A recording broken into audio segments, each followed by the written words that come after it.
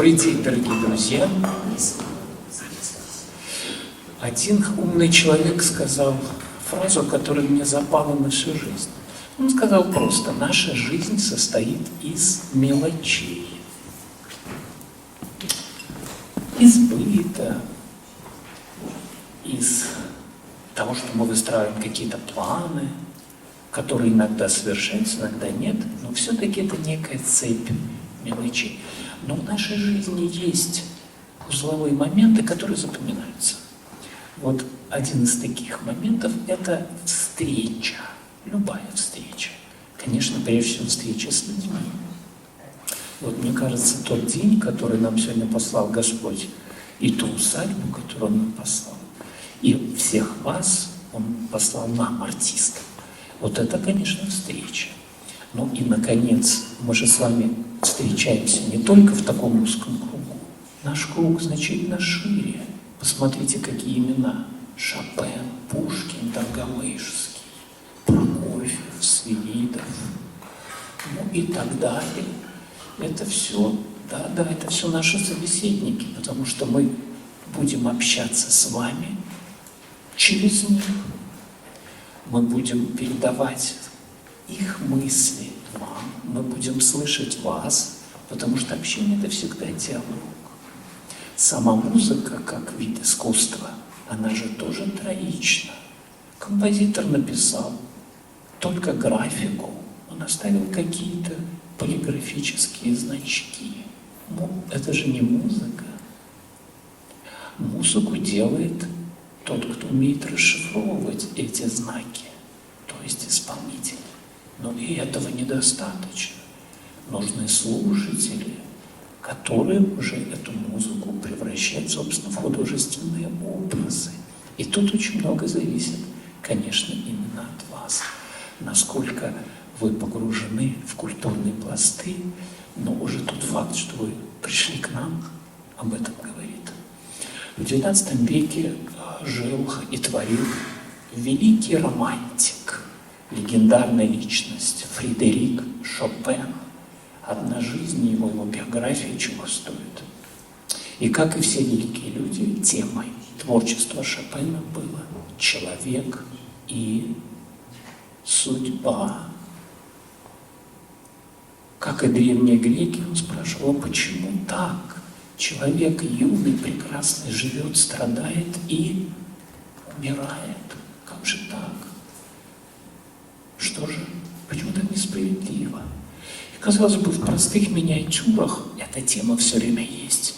Вот это бурное житейское море, по которому носится человек в своей утлой ладье.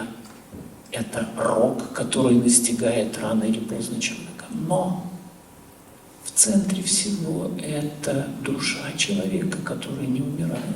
Это воспоминание о том прекрасном, что осталось от человека. И вот сейчас будет звучать его знаменитая миниатюра «Фантазия экспромт», в которой есть это глубокое, трагическое и в то же время оптимистическое содержание.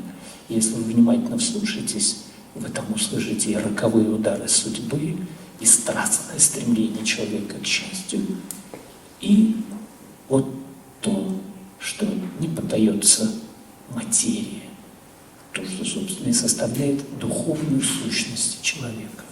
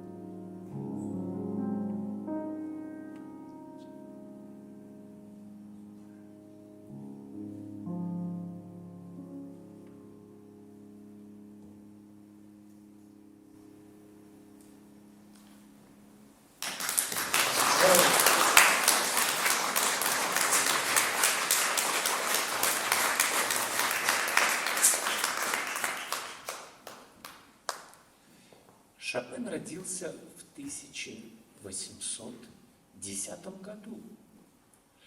Так это же пушкинское время. А в России живет и творит великий гений. Не так много ему отпустила судьба, но 20-30-е годы – это могучий рассвет гениального поэта. Как так получилось, что Пушкин, всю жизнь прожив в России, писал, брал сюжеты европейские, мировые. У него не было никаких ограничений. Кажется, что он был и в Италии, и в Испании, и в Англии. Поразительная фантазия. Особенно любил Пушкин юг. Ночь лимоном и лавром пахнет, как сказано. Это из маленькой трагедии «Каменный гость». Композитор Доргомышский, на мой взгляд, совершил настоящий подвиг. Он решил, не изменив ни одно слово, написать оперу, прямо взяв оригинальный пушкинский текст. Как же так? Там же должны быть либретто, какие-то сокращения. Нет, сказал Доргомышский, это икона. Действительно, маленькая трагедия Пушкина, но что оттуда можно выбросить? Поэтому Доргомышский написал эту оперу в речитативном стиле. Но там есть исключение.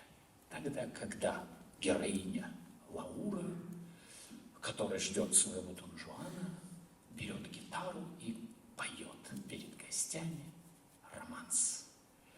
Вот здесь, когда уже закончилась инструментальная музыка, очень уместно перейти к вокальной, потому что Фредерик Шопен не был бы таким гениальным, если бы он не любил человеческий голос, если бы его не вдохновляло искусство итальянского бельканто, которое он знал в совершенстве.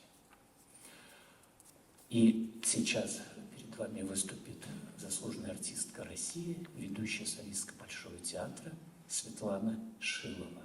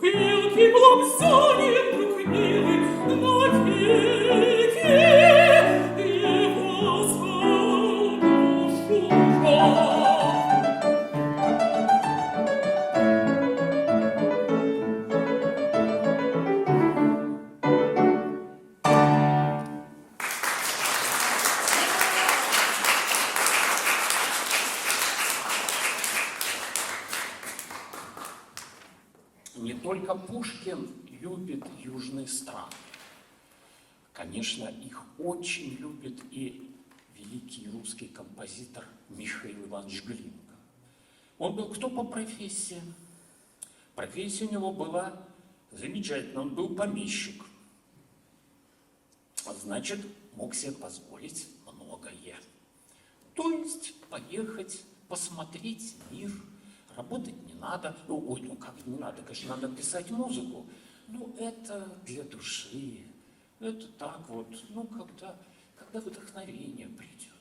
Поэтому, когда вот вы смотрите книги о Глинке, там можно видеть Глинку, сочиняющего в постельке, например. Вот. Это не очень, конечно, вяжется с образом композитора уже, например, Сергея Алексеевича Прокофьева, который относился к работе как к святыне. И нам это очень важно, потому что эпоха была такая. Это эпоха романтизма, эпоха мечты. Глинка был и в Италии, и в Испании, и, конечно, проникался этими образами, и появляется его страстный романс на стихе Пушкина «В крови горит огонь желания». Крови горит огонь желания, душа тобою разгорела. Ласкай меня, твои ласкания, мне слаще мира, слаще мира и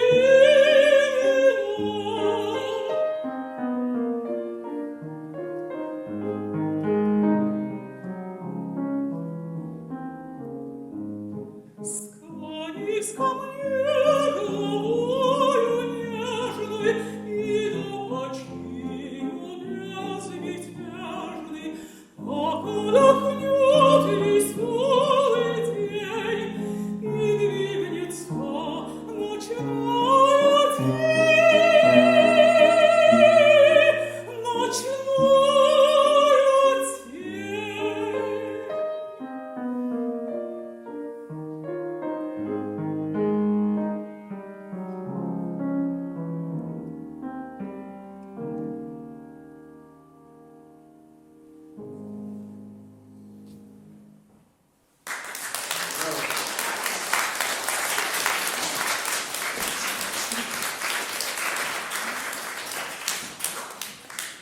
Проходит время, наступает Серебряный век, не только русской, но и общеевропейской культуры, появляются новые имена, восходит звезда Федора Шаляпина.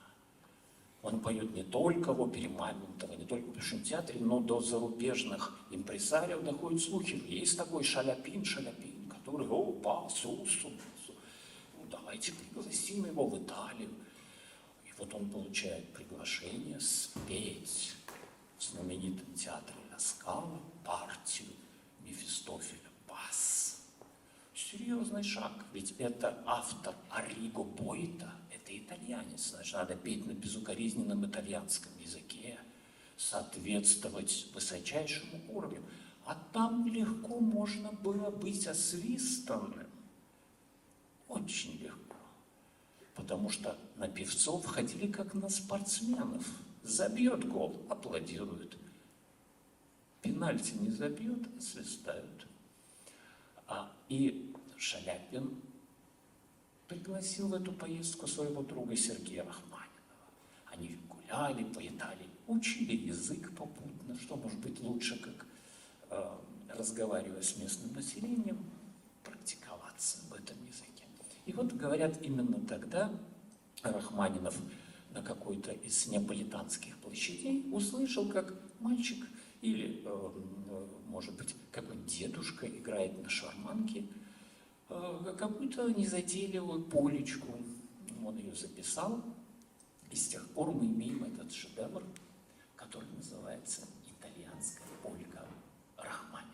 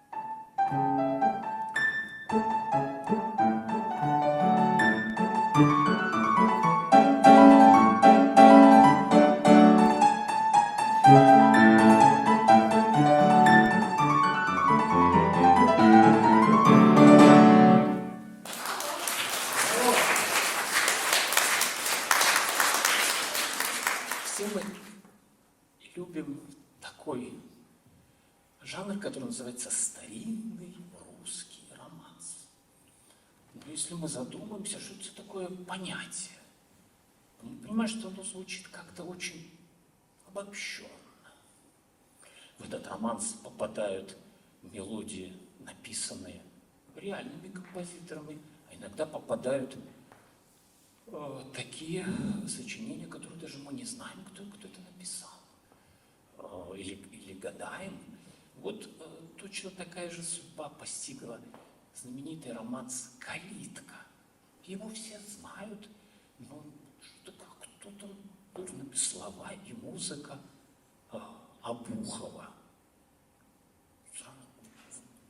Те, кто исследовал, говорят, что нет, не писал Обухов этот романс. А там другая история. А возникает вопрос, ну и что? Если там будет стоять фамилия, например, Буюкли, это истинный композитор, то что от этого изменится? Человек написал прекрасную мелодию, есть прекрасные стихи. И вот то обаяние, которое несет этот романс, он позволил сделать его очень и очень популярным. Давайте услышим его в исполнении Светланы Шиловой.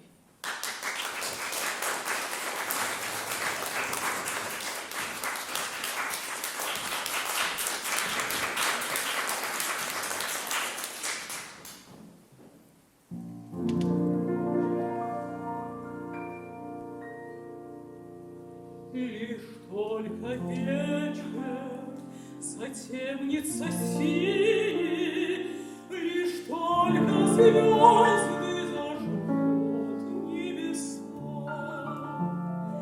и черемух серебряный иней жемчугами украсит роса.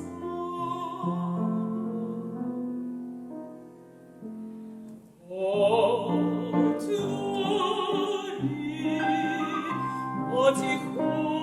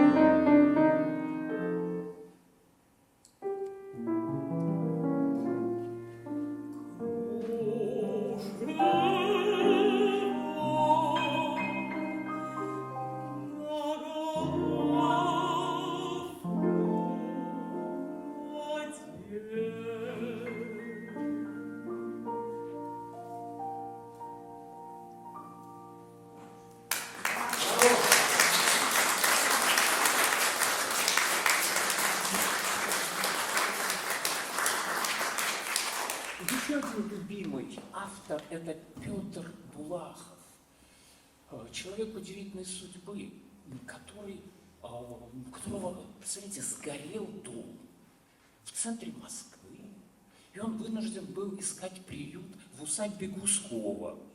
Кто не был, посетите, очень хорошее место. Вот граф Шереметьев его приютил, и там он закончил уже свои дни. Это все тоже первая половина XVIII века. Вот эти все люди, они вообще не были профессиональными композиторами, были на какой-то службе. Но вот веление души давало им возможность свободно, это работа время, писать прекрасную музыку. Особенно, когда они видели прекрасные женские очи. И появляется романс, и нет в мире очей.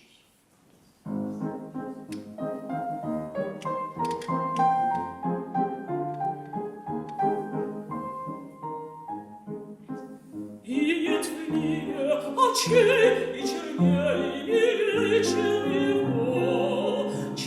его, и приятных речей, и прекрасных звучней, ничего, ничего.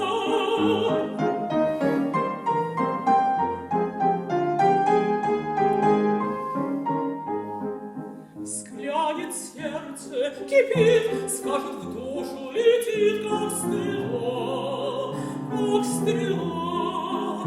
День и ночь и огни любовозным им жила, и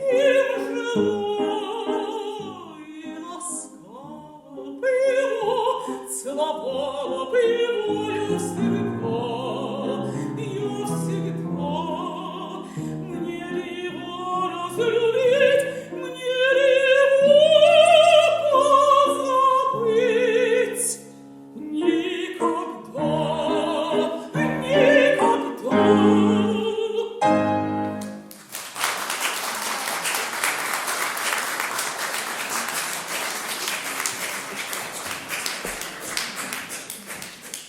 Проходит время, проходит и Серебряный век, наступает бурное начало XX века. А там столько стилей, и один из них – это футуризм. А там, знаете, такой вообще был лозунг пощечина общественному вкусу. Черный квадрат Малевича, как символ чего? Гибели старого и рождения чего-то нового. Вот Сергей Сергеевич Прокофьев попадает в это время. Родившись в 1891 году, еще при царе Александре III. Он уходит из жизни в один день с Иосифом Виссарионовичем Сталиным. 5 марта, сами знаете, какого года. И здесь какая жизнь прожита? Он захватил Российскую империю. В 17 году он уезжает на гастроли и возвращается только в середине 30-х. Объездил весь мир, потом осел в Советском Союзе и стал писать великую музыку, которая покорила весь мир. Во многом благодаря Прокофьеву. Его балет «Ромео и Джульетта» рухнул железный занавес идеологически в 50-е годы, когда Большой театр приезжал с Улановой в Америку, в Англию. Это было неслыханное чудо. И вот, казалось бы, русский Прокофьев, и Шекспир, и Ромео и Джульетта, итальянский сюжет. Как он смог услышать это все? А ведь смог. И поэтому, когда мы говорим о Ромео и Джульетта в музыке, первое, что мы вспоминаем, это балет Сергея Сергеевича Прокофьева. Там есть разные персонажи. И один из них – Меркуцио, друг Ромео. А что такое Меркуцио в нашем русском контексте? Это такой шутник, балагур. Это же Петрушка. Конечно, это ярмарочный герой Петрушка, которому обязательно нужно бросить какую-то скабрезность, высмеять кого-то, спародировать. А Прокофьев здорово это умел делать на рояле. Ох, как хорошо. Вот это его стилистика дерзкая, бунтарская. А у него даже есть целый цикл сарказмы. Представляете, несколько пьес, вариаций на то, как можно по-разному в речи выражать сарказм в той или иной степени. Меркуцио умен, он не просто саркастичен. И в этой маленькой миниатюре Прокофьев смог показать очень многое. Слушаем.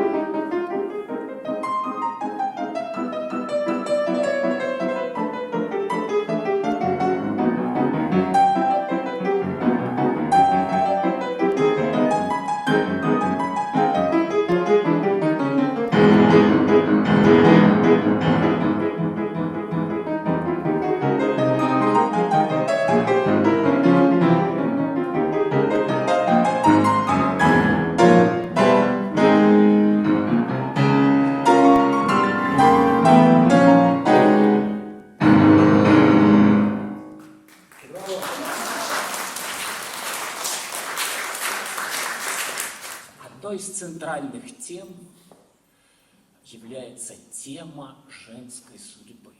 Ну, вспомним Анна Каренина, целый роман посвящен этому.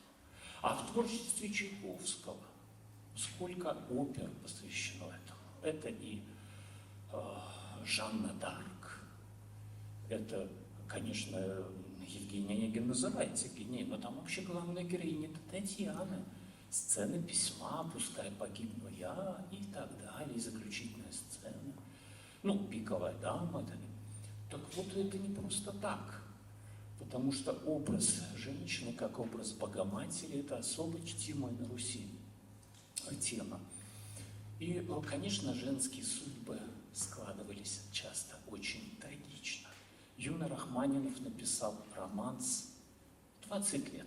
«Полюбила я на печаль свою». Спрашивается, почему же так? Потому что она вышла замуж, а мужа взяли в рекруты на 25 лет. И что делать? Разводиться нельзя. Вот об этой горькой доле романс. И Александр Сергеевич Доргомышский, один из первых, тоже разрабатывает эту тему. Но женское сердце любящее, оно очень многое прощает. Оно способно жить воспоминаниями, оно способно жить надеждой и теми прекрасными минутами, которые были в жизни женщины. Мне кажется, в этом суть романса, который сейчас будет звучать. Романс, как я уже сказал, написан Доргомышским на слова Жадовской. «Я все еще его люблю». Заслуженная артистка России Светлана Шилова.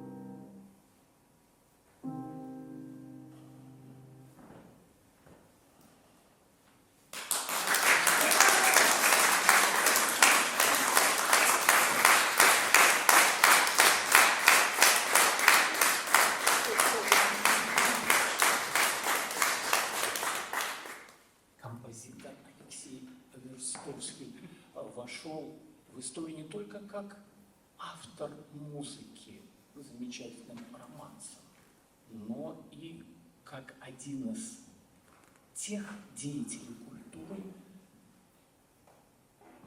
придававший огромное значение театру. Ну, домашнее музицирование мало ли кто что поет, а вот ты попробуй не просто спеть, а сыграть целую сцену. Так это же путь к опере, это путь к тому, что в 20 веке сделает гений Шаляпина, который соединял в себе великого певца и великого актера.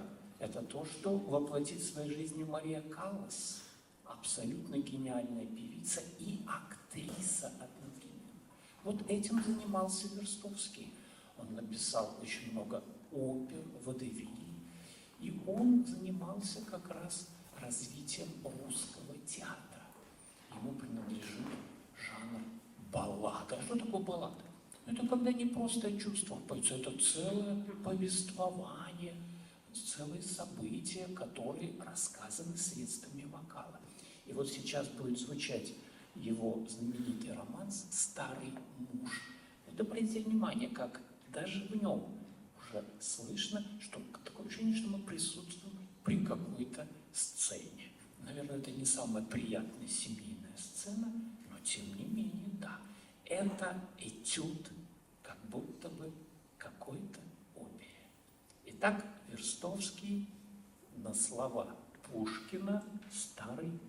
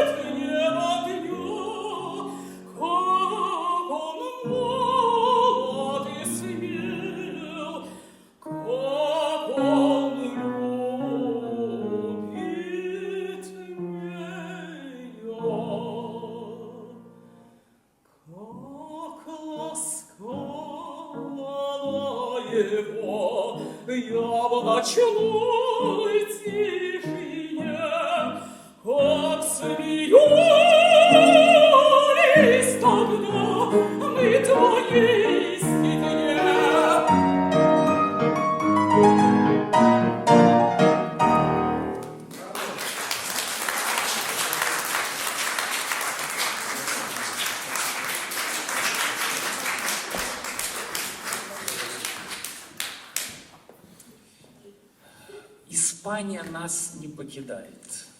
Испания в русской культуре. Вот уже 20 век, уже СССР, композитор Родион Щедрин пишет музыку, посвященную испанской теме. Он ее называет так в подражание Альбенису. А кто такой Альбенис?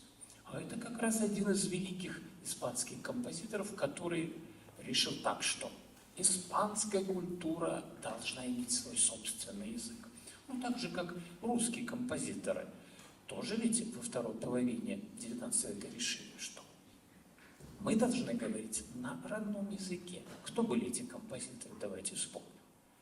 Ну, помимо Доргомышского, это был Балакирев, это, конечно, Мусорский прежде всего. Вот уж кто самобытнейший русский композитор.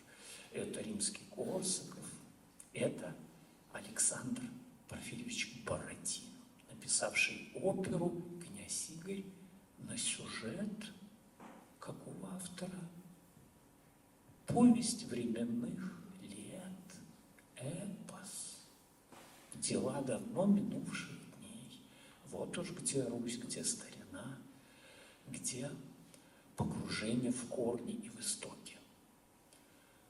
Итак, и Глинка, и Торгомышский, и Пушкин. Запечатление образ Испании первой половины XIX века. С высот уже конца XX века Щедрин обращается к испанской тематике, и мы, конечно, услышим, что рояль очень часто изображает любимый испанцами инструмент. Вы его все знаете. Какой? Конечно, гитарные переборы. И здесь под гитару часто звучит какой танец, кажется, фламенко, ну и масса всего другого. Итак, Родион Щедрин в подражание Альбенис.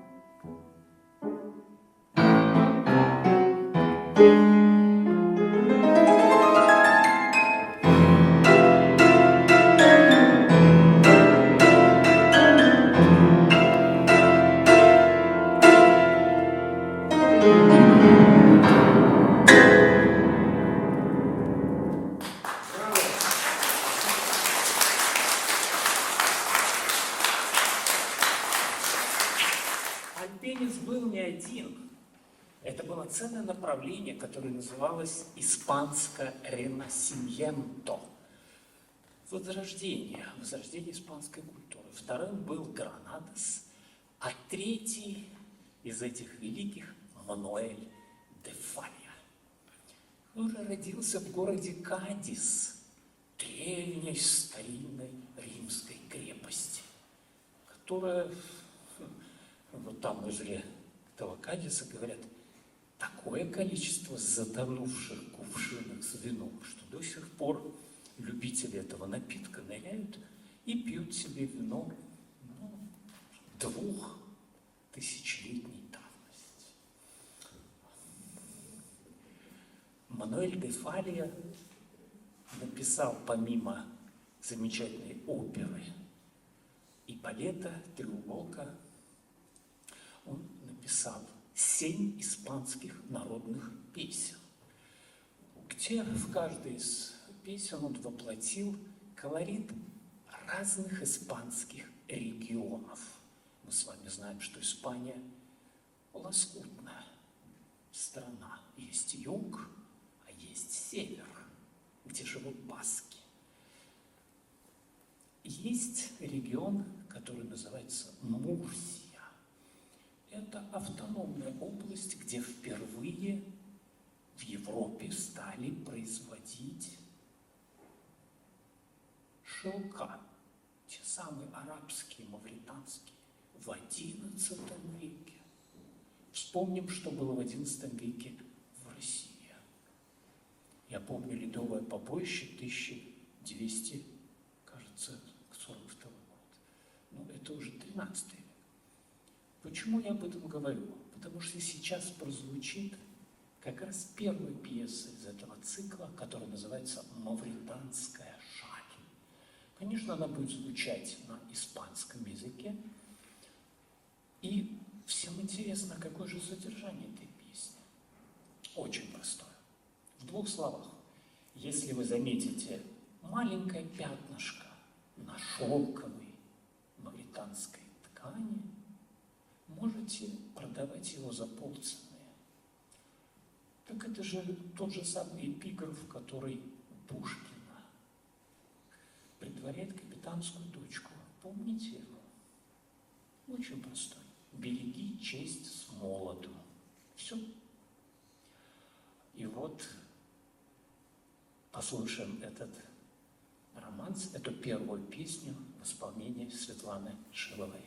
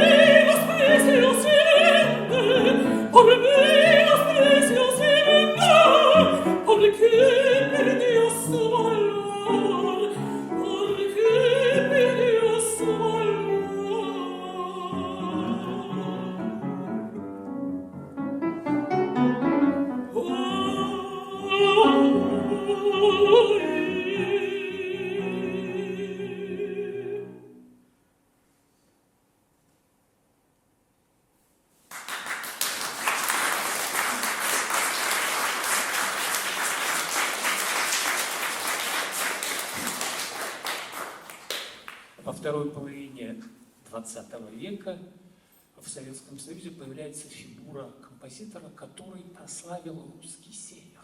Русский север – это отдельная история. Это вот Архангельская, Вологодская области. И имя этого композитора Гаврилин. он вошел вот с этой темой этих попевок, которые он слышал в деревнях, этой старины, где часто жили еще испокон веков старообрядцы, которые не хотели мириться с новыми традициями и свято соблюдали древние обычаи, древние уставы. Это люди очень высокой нравственной культуры. Кто еще не был на русском севере, поезжайте. Много интересного увидите и в архитектуре, и в укладе жизни. Гаврилин, конечно, писал много прекрасных романсов, и тоже в центре этих романсов образ женщины. Сейчас будет звучать его романс «Простите меня».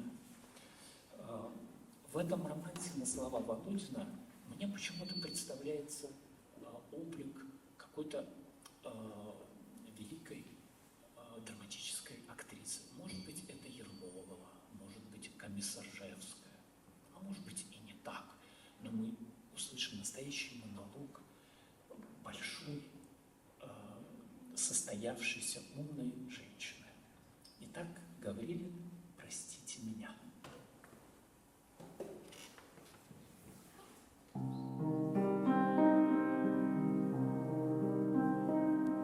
Простите, простите, простите меня, и я вас прощаю, и я вас прощаю. Я зла не держу, это вам обещаю.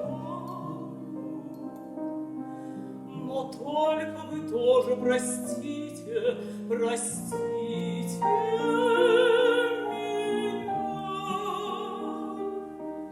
Простите меня.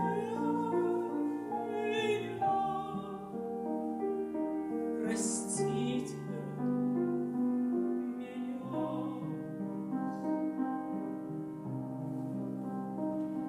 Забудьте, забудьте, забудьте меня,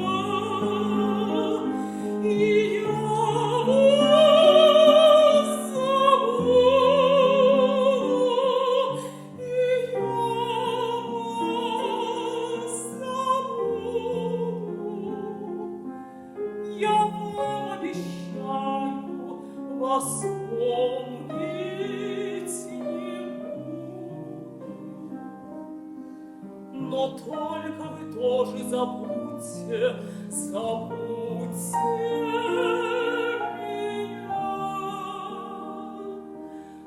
Забудьте меня. Забудьте меня.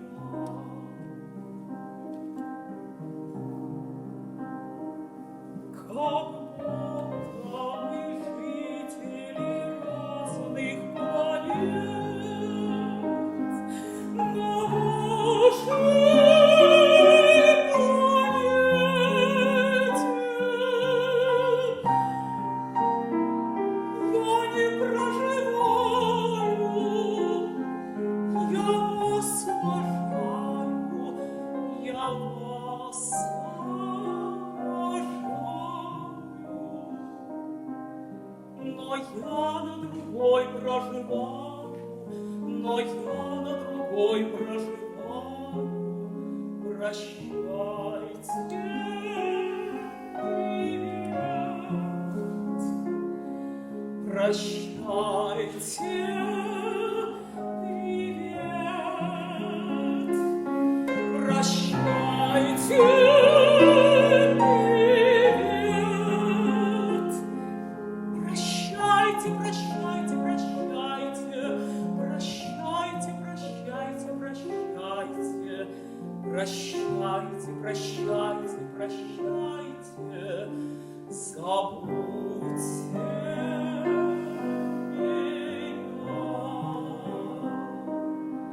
Забудьте меня.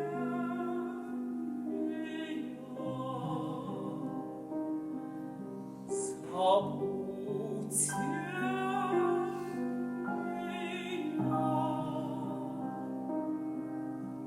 простите.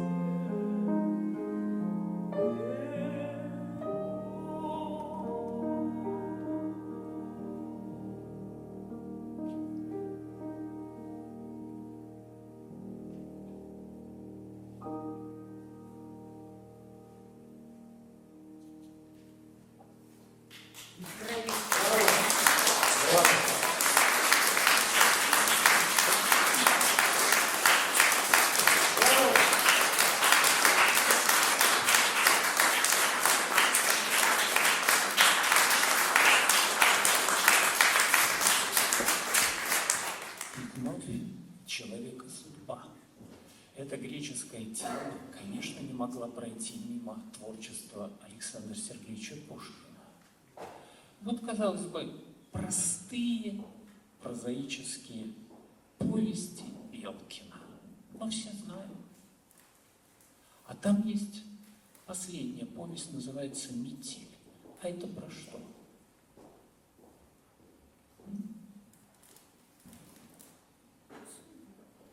Что случилось?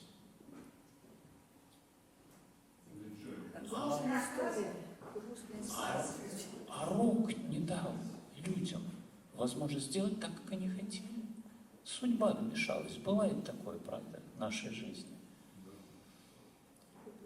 И композитор Свиридов, как мы знаем, написал музыку к этой великой повести. И в ней есть маленький вальс, который, мне кажется, прекрасно отражает название сегодняшнего концерта «Искрометные воспоминания». Действительно, эти отзвуки вальса – это как человек, который смотрит в прошлое и благодарит судьбу. Потому что, если мы помним, то метелька кончается счастливо, там хэппи-энд. Там счастливый конец, несмотря на все происки судьбы.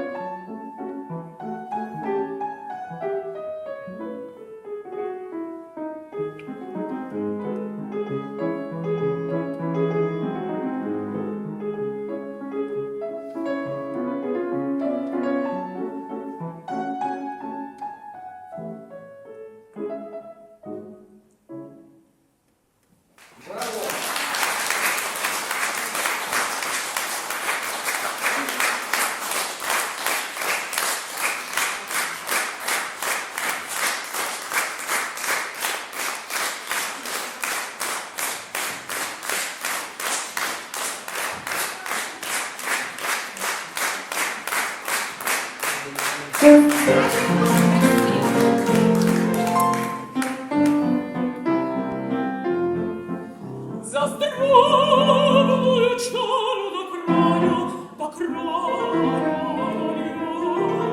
за стольную песню играю, свою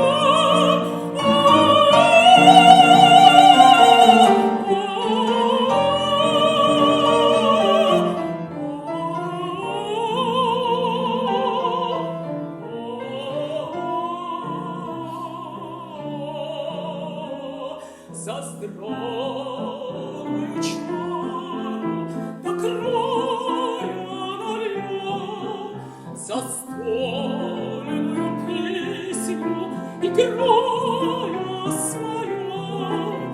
Любовь нам потянет, любовь подпоет, и песня словно чарка по кругу пойдет. Застольная песня свиней синей, сегодня мы вместе среди милых друзей, и добрые славы звучит грустно, и лица так сияют, и радость светла.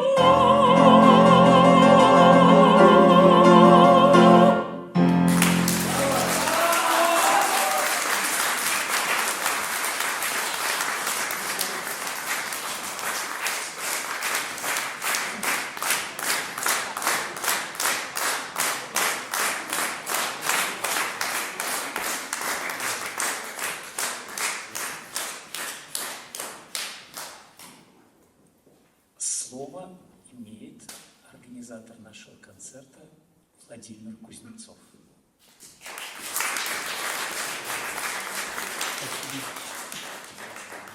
Дорогие друзья,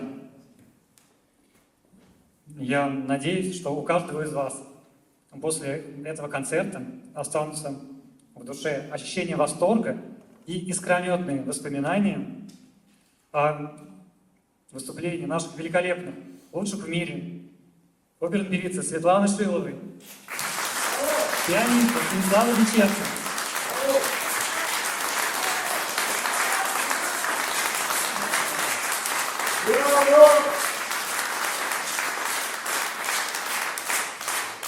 спасибо вам огромное за то, что помогаете всем и даете возможность прикоснуться к самому высокому и прекрасному искусству.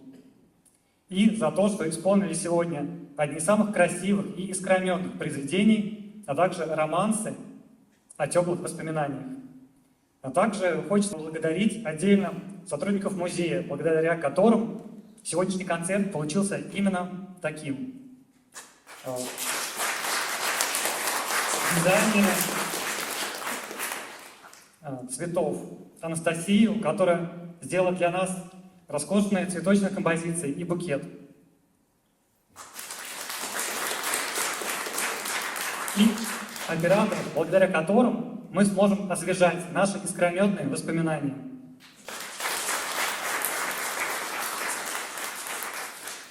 Друзья, я предлагаю послушать заключительную композицию и после этого принять участие в фотосессии. Спасибо большое за то, что посетили сегодняшнее мероприятие.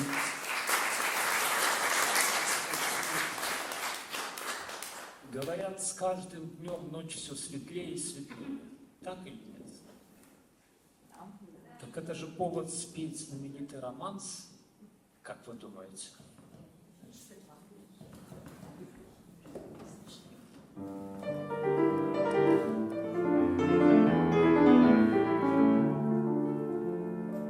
Ночь светла, над рекой тихо светит луна, и блестит серебром голубая волна. Темный лес там в тиши изумрудных ветвей, звонких песен своих не поет соловей. Над рекой расцвели голубые цветы, они в сердце моем пробуждают мечты. К тебе взглядом лечу, твое имя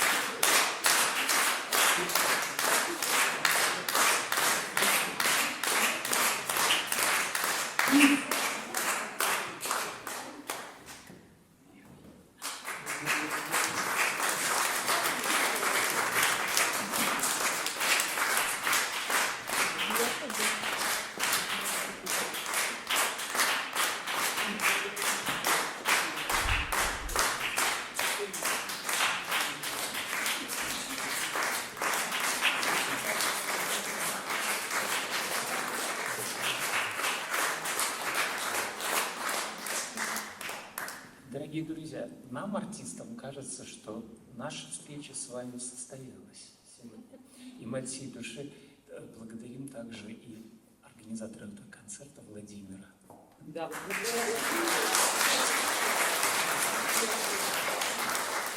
видите, что значит выпить шампанского перед пением. Сразу и слова забылись, я все это сказала.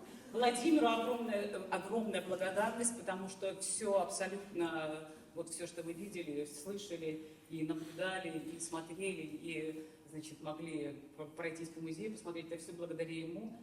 Владимир, большое спасибо. Это мой, могу похвастаться, поклонник уже долгие годы, поклонник классической музыки, поклонник Станислава, абсолютно все концерты, он и его прекрасные друзья и семья всегда в первых рядах. Спасибо большое.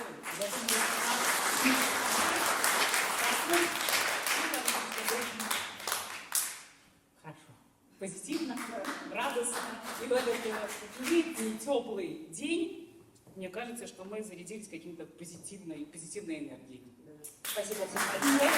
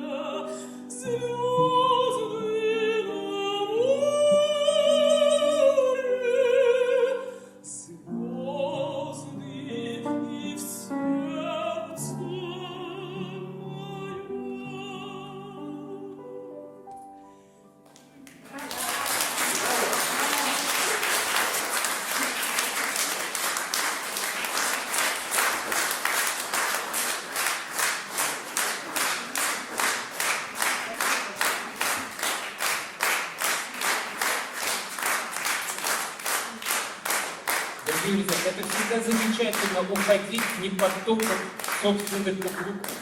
Поэтому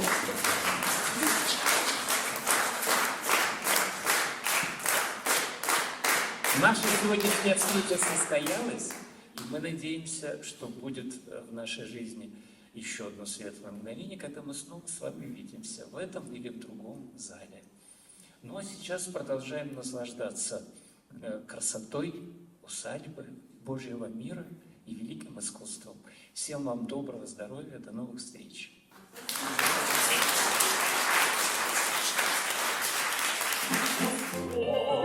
Моя песня, свини